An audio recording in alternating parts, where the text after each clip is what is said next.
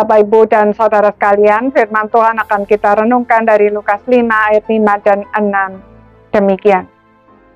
Simon menjawab, "Guru, telah sepanjang malam kami bekerja keras dan kami tidak menangkap apa-apa. Tetapi karena Engkau menyuruhnya, aku akan menebarkan jala juga."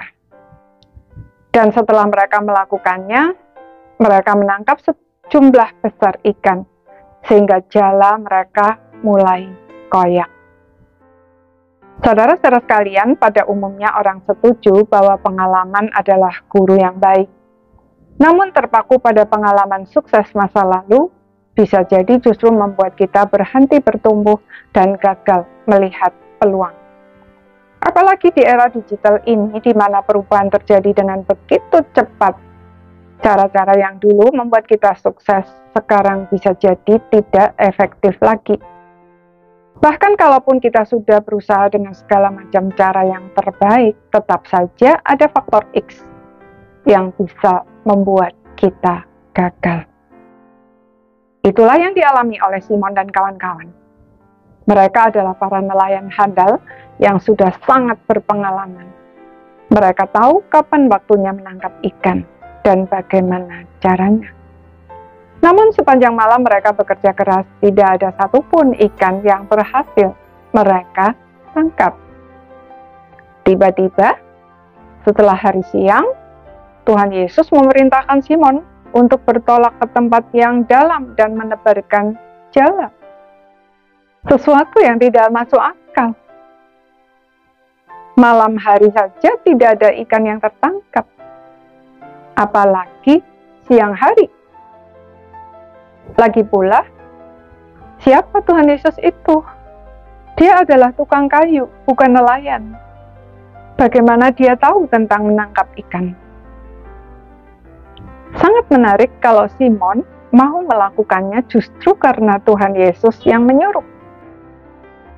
Artinya Simon menaruh hormat kepada Tuhan Yesus, walaupun dia juga menunjukkan fakta bahwa perintah Tuhan Yesus itu sebenarnya tidak masuk akal. Hasilnya sungguh luar biasa.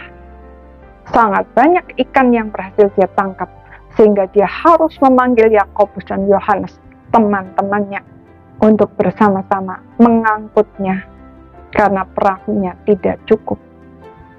Bahkan kedua perahu mereka itu pun hampir tenggelam karena banyaknya ikan yang masuk ke dalam jaring. Bayangkan, seandainya Simon bersikukuh pada pengalaman masa lalu, dia tentu gagal melihat peluang dan tidak mendapat apa-apa. Saudara, belajar dari masa lalu itu memang penting.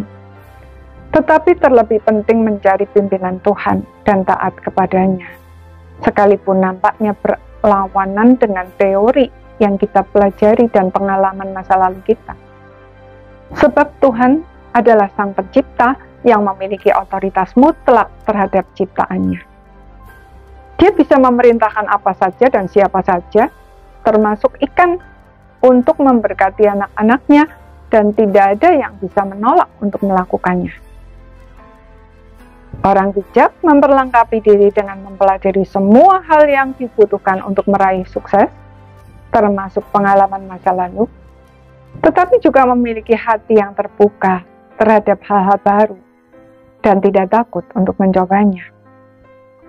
Lebih dari semua itu, orang bijak senantiasa merendahkan diri dan taat kepada pimpinan Tuhan, sekalipun berlawanan dengan apa yang biasa orang lakukan. Orang yang demikian tidak akan pernah dikecewakan.